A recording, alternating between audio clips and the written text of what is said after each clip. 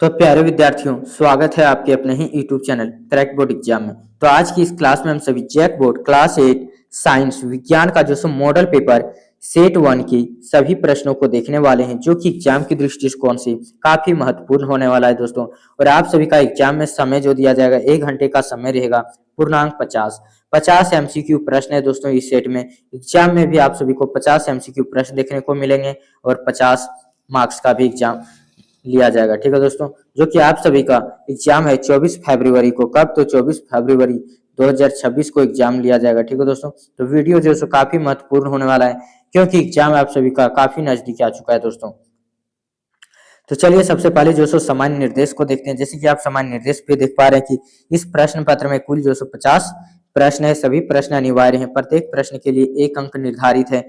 प्रत्येक प्रश्न के लिए 4 विकल्प दिए गए हैं, 4 ऑप्शन दिए गए हैं। सही विकल्प का चयन करना है। गलत उत्तर के लिए कोई ऋणात्मक अंक नहीं है। अगर आप सभी गलत ऑप्शन को टिक करते हैं तो उसके लिए जो सो कोई अंक नहीं काटा जाएगा। गलत उत्तर के लिए नंबर जो सो अलग से नहीं काटा जाएगा। ठीक है दोस्तों, अब सीधे अब जो सो हम सभी प्रश्न की ओर बढ़ते हैं। प्रश्न में देखिए पूछा गया, सूक्ष्म जीव का निवास स्थान कहाँ है? जो छोटे सूक्ष्म जीव पाए जाते हैं, जिसको जो सो हम सभी नग्न आंखों से नहीं देख सकते हैं, वे कहाँ पे, उसका निवास स्थान कहाँ है? वायु में है, पानी में है, जीवित वस्तुओं पर है या उपयुक्त सभी? तो ये सूक्ष्म जीव सभी वस्तुओं पर पाए जाते हैं दोस्तों, सभी जगहों पर पाए जाते हैं। तो राइट आंसर क्या हो जाएगा? ऑप्शन डी बिल्कुल सही आंसर हो जाएगा। वायु में भी, पानी में भी और जीवित वस्तुओं पर भी पाया जाता है। अगले प्रश्न की ओर बढ़ते हैं। क्वेश्चन नंबर 2, निम्नलिखित में से कौन सा रोग मच्छर से फैलता है? तो कौन सा रोग जो है सो मच्छर से फैलता है? तो मच्छर से मलेरिया, म से मच्छर, म से मलेरिया। तो right answer option D malaria. ठीक है दोस्तों, अगले प्रश्न की ओर बढ़ते हैं। क्वेश्चन नंबर 3, बायोडीजल के निर्माण में कौन सूक्ष्म जीव सहायक है? बायोडीजल के निर्माण में कौन सा सूक्ष्म जीव सहायक है? तो याद रखिएगा कि बायोडीजल में शैवाल, बायोडीजल जल शैवाल। ठीक है दोस्तों, जल से शैवाल, बायोडीजल शैवाल। तो राइट आंसर ऑप्शन सी शैवाल। अगले प्रश्न की ओर बढ़ते हैं। क्वेश्चन नंबर 4 में देखिए पूछा गया है, निम्न में से सबसे बड़ी कोशिका, सबसे बड़ी कोशिका क्या है दोस्तों? तो सबसे बड़ी कोशिका जो शुतुरमुर्ग का अंडा है। और सबसे छोटी कोशिका पूछा जाए तो माइकोप्लाज्मा। सबसे छोटी कोशिका माइकोप्लाज्मा और सबसे बड़ी कोशिका तो शुतुरमुर्ग का अंडा। ठीक है दोस्तों, तो यहाँ पे पूछा गया सबसे बड़ी कोशिका, तो राइट आंसर हो जाएगा ऑप्शन बी शुतुरमुर्ग का अंडा। अगले प्रश्न की ओर बढ़ते हैं। क्वेश्चन नंबर 5, कोशिका के किस भाग में गुणसूत्र उपस्थित होता है? तो कोशिका के किस भाग में गुणसूत्र उपस्थित होता है दोस्तों? तो केंद्रक में होता है। कोशिका जो सो किस भाग में गुणसूत्र? तो केंद्रक में पाया जाता है। तो राइट आंसर ऑप्शन ए केंद्रक।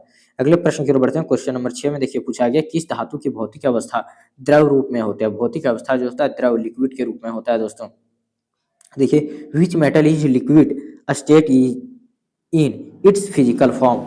भौतिक अवस्था में जो है द्रव रूप में होता है। तो कौन होता है दोस्तों? तो पारा। कौन?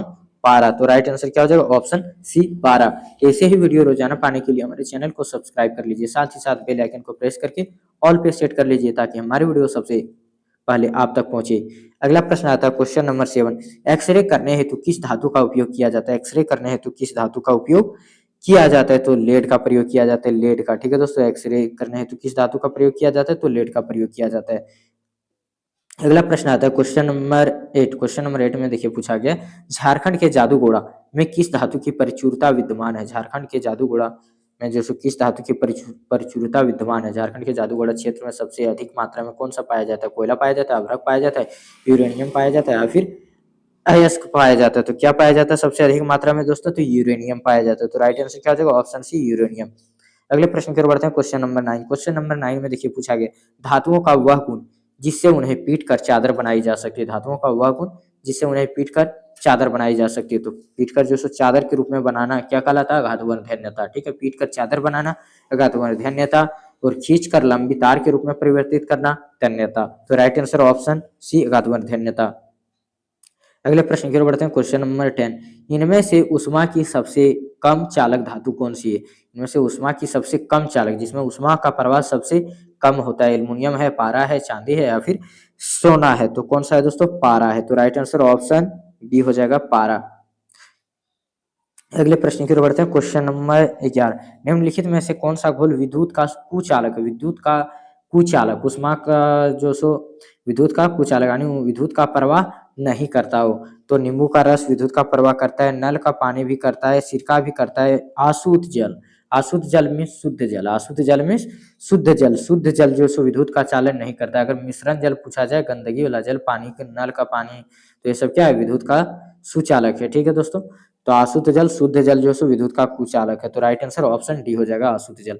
अगले प्रश्न की ओर बढ़ते हैं, क्वेश्चन नंबर 12। क्वेश्चन नंबर 12 में देखिए पूछा गया, किसी धातु पर इच्छित धातु की परत निक्षेपित करने की प्रक्रिया को क्या कहते हैं। किसी धातु पर जो सो उस पर जो सो एक और परत चढ़ाने की प्रक्रिया को क्या कहते हैं। तो उस पर जो परत चढ़ाया जाता है उसे क्या कहते हैं दोस्तों।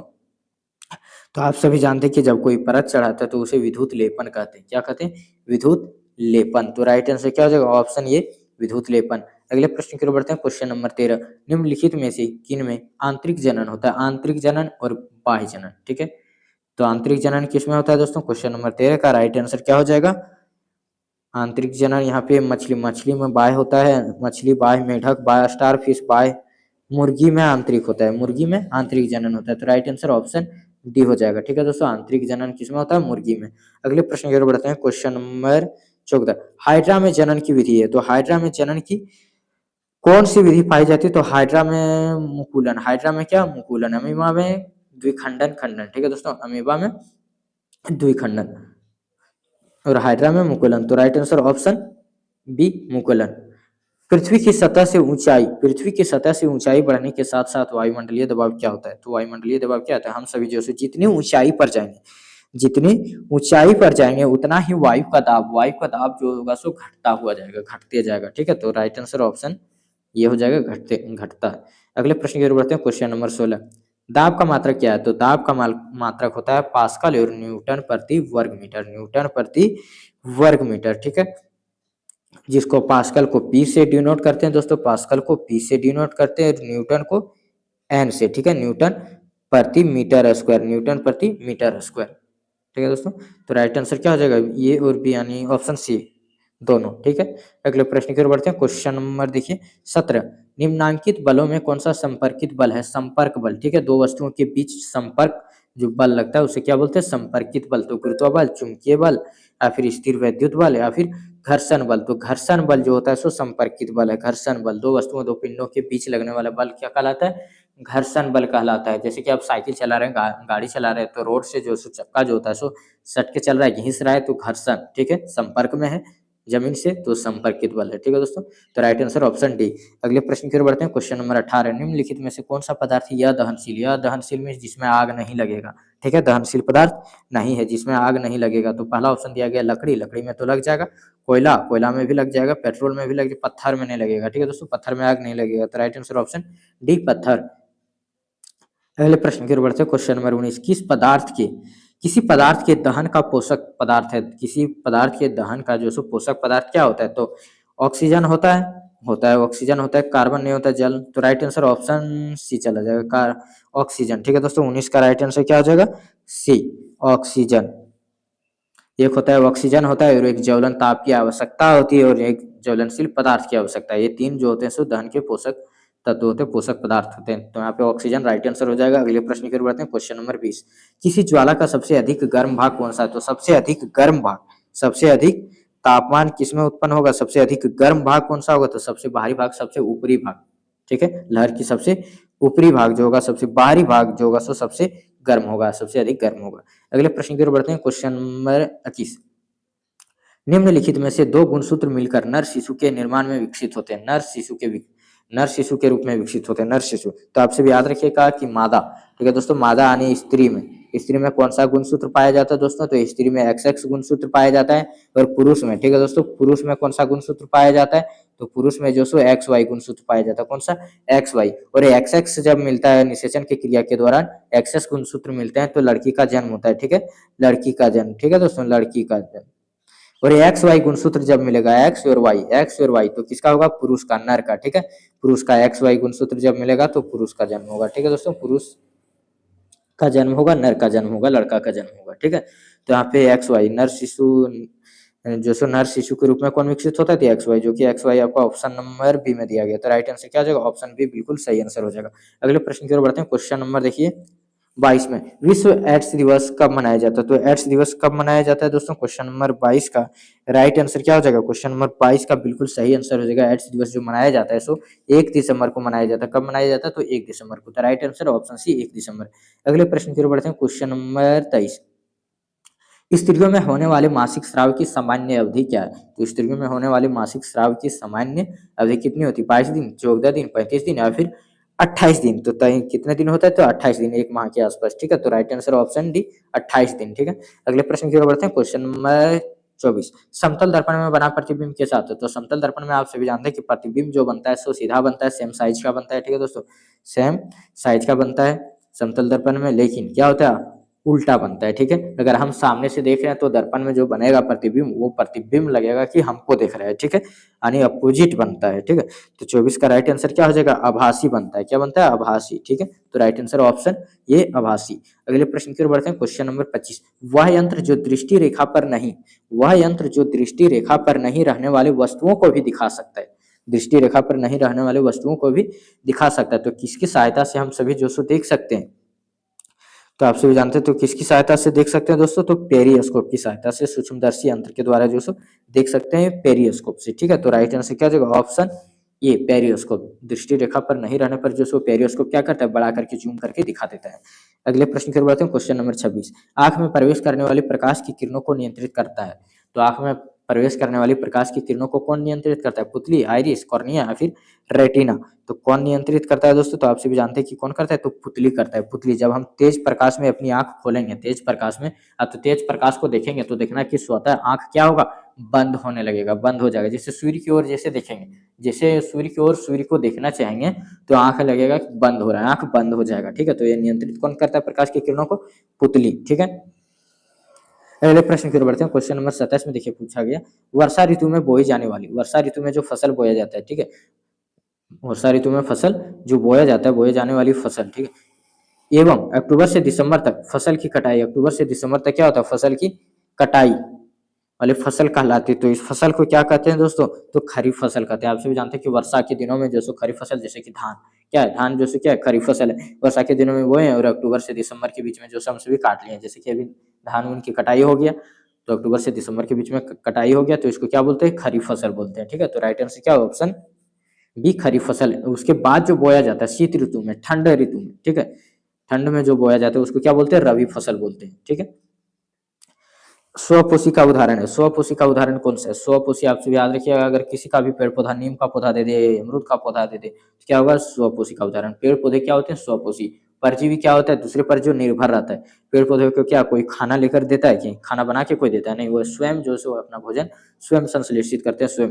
हम सभी जो होते हैं जीव जंतु, जो प्राणी होते हैं, सो दूसरे पर निर्भर रहते हैं। किस पर निर्भर रहते हैं? तो पेड़ पौधे एवं जंतुओं पर निर्भर रहता है मनुष्य। ठीक है, मनुष्य स्वयं भोजन जो सो उत्पन्न नहीं कर सकता, पेड़ पौधों से प्राप्त फल को ग्रहण करता है। तो स्वपोषी का उदाहरण जो स्वयं भोजन बना लेता है, तो राइट आंसर ऑप्शन डी में दिया गया। देखिए अमरूद का पौधा, पौधा में क्या है? अमरूद का पौधा, तो राइट आंसर ऑप्शन डी। अगले प्रश्न की ओर बढ़ते हैं। Question number 29। हार्वेस्टर मशीन द्वारा फसल की खाली जगह की जाती है। तो हार्वेस्टर मशीन द्वारा फसल की क्या की जाती है दोस्तों? हार्वेस्टर मशीन द्वारा फसल की कटाई की जाती है। फसल की कटाई की जाती है हार्वेस्टर मशीन से। फसल की कटाई किससे की जाती है? तो हार्वेस्टर मशीन से। तो right answer option C harvester. अगले प्रश्न की ओर बढ़ते हैं। Question number 30। बड़े शहरों में रात्रि में चांद, तारे, ग्रह उपग्रह क्यों नहीं दिखाई देते? तो बड़े शहरों में जो होता है सो धुलकन अत्यधिक उड़ते हैं, अत्यधिक फैक्ट्रियां भी होता है। ठीक है, अत्यधिक फैक्ट्रियाँ होती है, अत्यधिक धुलकन उड़ते हैं, अत्यधिक फैक्ट्रियाँ होने के कारण धुएँ उड़ते हैं, जिसके कारण आकाश जो होता है, आसमान जो होता है, सो साफ नहीं दिखाई देता है। तो जिसके कारण से ग्रह उपग्रह जो सो आसानी से दिखाई नहीं देते हैं रात में। ठीक है, तो उपग्रह क्यों नहीं दिखाई देते? तो यही कारण है, अत्यधिक फैक्ट्रियों के कारण, धुलकन उड़ने के कारण। ठीक है, तो 30 का राइट आंसर क्या हो जाएगा दोस्तों? धूल धुएं से भरे आसमान कहीं खो जाते हैं। ठीक है, ढक जाते हैं, धूल धुएं से भरे आसमान कहीं खो जाते हैं। तो राइट आंसर ऑप्शन सी बिल्कुल सही आंसर हो जाएगा। अगले प्रश्न की ओर बढ़ते हैं। Question number 31। क्वेश्चन नंबर 31 में देखिए पूछा गया है। Question number 31। सबसे दूर का ग्रह कौन सा है? तो सबसे दूर ग्रह कौन सा है? तो नेपच्यून है। सबसे दूर में स्थित कौन सा ग्रह है? नेपच्यून है। ठीक है, तो right answer option A Neptune. अगले प्रश्न की ओर बढ़ते हैं। Question number 32। खगोलीय पिंडों की दूरी को किस इकाई में मापा जाता है? तो सबसे अधिक दूरी जब होता है, सबसे लंबी दूरी, ठीक है, लंबी दूरी को किस में मापा जाता है? तो प्रकाश वर्ष में। किसमें? प्रकाश वर्ष में। ठीक है, तो राइट आंसर ऑप्शन ये प्रकाश वर्ष। खगोलीय पिंडों के बीच की दूरी, पृथ्वी से सूर्य के बीच की दूरी, इन सभी को जो सो प्रकाश वर्ष में मापा जाता है। तो राइट आंसर ऑप्शन ये प्रकाश वर्ष। अगले प्रश्न की ओर बढ़ते हैं। क्वेश्चन नंबर 33, किस घर्षण को अपेक्षा किस घर्षण की अपेक्षा संपर्पी जो सो घर्षण कम होता है? तो किसके घर्षण की अपेक्षा जो सो संपर्पी घर्षण जो सो कम होता है? तो किस घर्षण की अपेक्षा कम होता है दोस्तों? तो स्थैतिक घर्षण। ठीक है, स्थैतिक घर्षण। तो राइट आंसर क्या हो जाएगा? ऑप्शन ये बिल्कुल सही आंसर हो जाएगा। स्थैतिक घर्षण की अपेक्षा जो है सो संपर्पी घर्षण कम होता है। अगले प्रश्न की ओर बढ़ते हैं। क्वेश्चन नंबर 34, तरल। ठीक है, तरल यानी लिक्विड। ठीक है, तरल। हवा जल में गति करने वाली वस्तुओं को उचित आकार देकर घर्षण बल क्या करता है? तो आप सभी जानते हैं कि तेल ये सब जब हम डालते हैं साइकिल में तो हमारा साइकिल फ्री चलने लगता है, तो घर्षण को कम करता है। क्या करता है? कम करता है। ठीक है, तो 34 का राइट आंसर क्या हो जाएगा? ऑप्शन बी बिल्कुल सही आंसर हो जाएगा। तरल हवा जल में गति करने वाली वस्तुओं को उचित आकार देकर घर्षण बल कम किया जा सकता है। अगर टायर, जो साइकिल का टायर लगा रहता है, गाड़ी का पहिया जो होता है, टायर होता है, चक्का जो होता है, अगर गोला ना देकर क्या स्क्वायर साइज में दे दे, चौकोर साइज में दे दे, तो क्या गाड़ी चलाना संभव हो पाएगा? नहीं हो पाएगा, क्योंकि उसमें जो सो एक आसानी से आगे बढ़ेगा ही नहीं। ठीक है, लेकिन काफी मुश्किल हो जाएगा, इसीलिए गोला बनाया जाता है ताकि आसानी से जो सो आगे ले जा सके, आसानी से आगे बढ़ जाए। ठीक है, घर्षण बल इसमें कम लगता है, इसीलिए उसका आकार जैसे उचित आकार देना आवश्यक होता है। तो राइट आंसर ऑप्शन बी हो जाएगा, कम। अगले प्रश्न की ओर बढ़ते हैं। Question number 35। क्वेश्चन नंबर 35 में देखिए पूछा गया है, किस आकृति की वस्तु पर तरल घर्षण कम होता है? तो देखिए आयताकार। आयताकार में भी बताएं कि टायर ये सब गोलाकार बनाए जाते हैं, तो आयताकार में क्या कम होगा? नहीं। वर्गाकार? नहीं। नौकाकार या फिर वृत्ताकार? तो क्या होगा? नौकाकार या फिर वृत्ताकार? तो नौकाकार भी नहीं होगा, क्या होगा? वृत्ताकार। 35 का राइट आंसर ऑप्शन डी एक वृत्ताकार हो जाएगा। ठीक है, तो किस आकृति की वस्तु पर तरल घर्षण, अच्छा तरल घर्षण दे दिया गया, तरल घर्षण। ठीक है, लिक्विड में तरल घर्षण, तो नौका, नौका जो बनाया जाता है नाव। ठीक है, तो नौका हो जाएगा यहाँ पे, इस प्रश्न के अनुसार क्या हो जाएगा? नौकाकार। ठीक है, तो 35 का राइट आंसर ऑप्शन सी नौकाकार।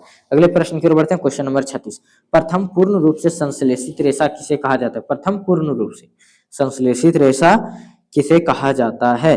तो रेयन को कहा जाता है। किसे कहा? नहीं, रेयन नहीं, रेशम नहीं, नायलॉन को। नायलॉन, जो कि सबसे मजबूत रेशा। अगर पूछ ले सबसे मजबूत रेशा कौन सा है, तो नायलॉन है सबसे मजबूत रेशा, नायलॉन।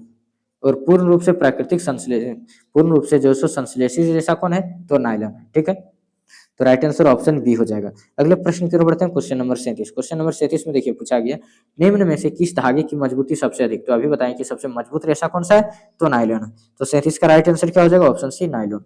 ठीक है, अगले प्रश्न की ओर बढ़ते हैं। क्वेश्चन नंबर 38, दमकल कर्मचारियों के पहाड़ कपड़ों पर किसकी परत चढ़ी होती है? दमकल कर्मचारियों के कपड़ों के ऊपर जो परत चढ़ाई जाती है वो किसकी परत चढ़ाई जाती है? मेलामाइन, बेकेलाइट, पॉलीथीन या पॉलीविनाइल क्लोराइड? तो किसका परत चढ़ाया जाता है दोस्तों? तो मेलामाइन का परत चढ़ाया जाता है। किसका? मेलामाइन। तो राइट आंसर ऑप्शन ये मेलामाइन का परत चढ़ाया जाता है। अगले प्रश्न की ओर बढ़ते हैं। क्वेश्चन नंबर 39, ध्वनि की प्रबलता किस कारक पर निर्भर करती है? तो ध्वनि की प्रबलता आप सभी जानते हैं कि किस कारक पर निर्भर करता है? तो आयाम पर निर्भर करता है, आयाम पर। ठीक है, तो राइट आंसर क्या हो जाएगा? ऑप्शन ये आयाम पर। अगले प्रश्न की ओर बढ़ते हैं। क्वेश्चन नंबर 40, ध्वनि की प्रबलता घटाने के लिए हमें ध्वनि के कंपनों की क्या करनी होगी? आवृत्ति बढ़ानी, आवृत्ति जो सो घटानी होगी, आवृत्ति बढ़ानी होगी, आयाम बढ़ाना होगा या फिर आयाम घटाना होगा। ध्वनि की प्रबलता घटाने के लिए, ध्वनि की प्रबलता क्या करने के लिए? घटाने के लिए। ठीक है दोस्तों, तो क्या करना पड़ेगा? आयाम को क्या करना पड़ेगा? घटाना पड़ेगा, आयाम घटाना होगा। तो राइट आंसर ऑप्शन डी चला जाएगा, आयाम घटाना होगा, का आयाम जो सो घटाना होगा। अगले प्रश्न की ओर बढ़ते हैं। Question number 41। क्वेश्चन नंबर 41 में देखिए पूछा गया, प्राश्राव्य ध्वनि की कंपनी कम कंपनियों की आवृत्ति, कंपनों की आवृत्ति। ठीक है, कंपनों की आवृत्ति होती है, जो कंपन होता है उनकी आवृत्ति कितनी होती है? प्राश्रव्य। ठीक है, एक श्रव्य ध्वनि, एक प्राश्रव्य। प्राश्रव्य जिसे हम सभी नहीं सुन सकते हैं। ठीक है, और श्रव्य ध्वनि जिसे हमारे कानों को सुनने में अच्छा लगता है, जिसे हम आसानी से सुन सकते हैं, उसे क्या बोलते हैं? श्रव्य ध्वनि। ठीक है, तो प्राश्रव्य ध्वनि क्या है? 20 श्रव्य ध्वनि होता है 20 हर्ट्ज से 20,000 हर्ट्ज। श्रव्य ध्वनि 20 हर्ट्ज से 20,000 हर्ट्ज तक, कितना? 20,000 हर्ट्ज तक होता है ये श्रव्य ध्वनि। इस ध्वनि को हम जो सो आसानी से सुन सकते हैं। 20,000 हर्ट्ज से जैसे ऊपर हुआ, ठीक है, 20 हर्ट्ज से ऊपर हुआ तो ये हो गया प्राश्रव्य ध्वनि। 20,000 हर्ट्ज से ऊपर, जो कि ऑप्शन नंबर सी में दिया गया। तो right answer option C 20,000 hertz से ऊपर। अगले प्रश्न की ओर बढ़ते हैं। Question number 42। रिक्टर पैमाने पर किस तीव्रता वाले भूकंप विनाशकारी माना जाता है? Richter scale. तो रिक्टर रिक्टर पैमाने से क्या मापा जाता है? तो भूकंप की तीव्रता, भूकंप, ठीक है।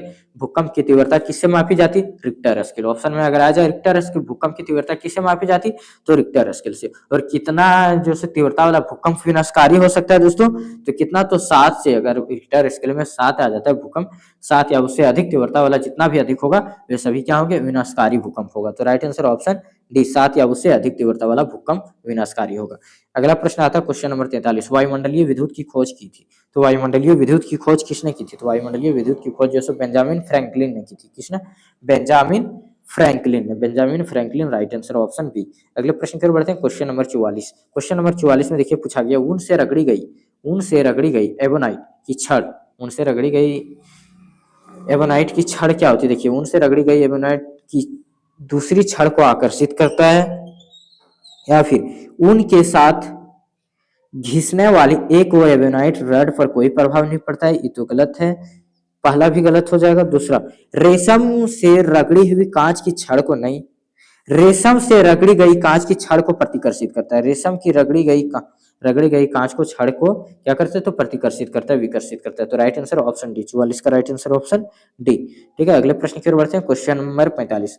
वायुमंडल में किन गैसों की वृद्धि से विश्व तापन की समस्या हो रही? किन गैसों से जो विश्व तापन की समस्या हो रही है? तो किससे? कार्बन डाइऑक्साइड एवं मीथेन से। कार्बन डाइऑक्साइड एवं मीथेन से, जो कि ऑप्शन नंबर सी में दिया गया। कार्बन डाइऑक्साइड एवं मीथेन से जो सो विश्व तापन में समस्या हो रही है, विश्व तापन बढ़ रहा है, गर्मी अत्यधिक बढ़ रहा है। ठीक है दोस्तों, अगले प्रश्न की ओर बढ़ते हैं। Question number 46। क्वेश्चन नंबर 46 में पूछा गया, पृथ्वी पर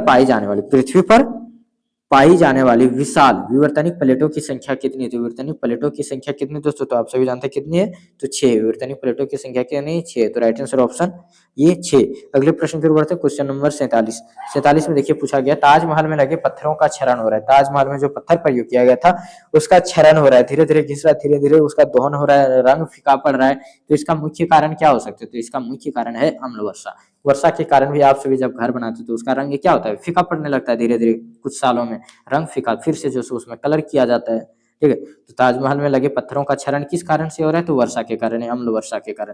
तो राइट आंसर क्या हो जाएगा? ऑप्शन ये बिल्कुल सही आंसर हो जाएगा, अम्ल वर्षा। ठीक है, अगले प्रश्न की ओर बढ़ते हैं। Question number 48। द्वितीय प्रदूषक है, द्वितीय प्रदूषक। तो द्वितीय प्रदूषक क्या हो जाएगा दोस्तों? द्वितीय प्रदूषक क्या हो जाएगा? कार्बन डाइऑक्साइड नहीं, सल्फर डाइऑक्साइड, सल्फर एवं नाइट्रोजन के अम्ल। सल्फर एवं नाइट्रोजन के अम्ल जो क्या है? द्वितीय प्रदूषक है, द्वितीय प्रदूषक है। तो 48 का राइट आंसर ऑप्शन डी। अगले प्रश्न की ओर बढ़ते हैं। Question number 49। क्वेश्चन नंबर 49 में देखिए पूछा गया, कुछ प्रजातियों का विलुप्त होने और गायब होने के कारण है। कुछ प्रजाति जैसे कुछ जंतु जो होते हैं सो गायब होने के कगार पर हैं, जो सो अब नहीं मिलता, जैसे कि डायनासोर, ये क्या हो गया? गायब हो गया। अब जो सो अब इसको नहीं देख सकेंगे। ठीक है, तो इसका जो सो होने का मुख्य कारण क्या है? आवासों का विनाश, पेड़ लगाना, वनों का संरक्षण, या फिर शिकार। तो क्या हो जाएगा? उसका आवासों का विनाश तो हो रहा है, जिसके कारण से प्रजाति क्या हो रहा है? वो प्रजाति विलुप्त हो रहे हैं। ठीक है, और पेड़ लगाने से तो नहीं, पेड़ की कटाई से होगा। ठीक है, पेड़ लगाने से नहीं, पेड़ की कटाई से क्या होगा? उसका रहने का जो होगा आवास का धीरे धीरे जो सो खत्म होगा। वनों का संरक्षण, ये भी नहीं, शिकार। दो तो राइट आंसर हो जाएगा पहला 1 और 4, 1 और 4। ठीक है दोस्तों, 1 और 4। तो राइट आंसर क्या हो जाएगा? ऑप्शन डी में दिया गया 1 और 4। ठीक है, ऑप्शन डी बिल्कुल सही आंसर है, आवासों का विनाश।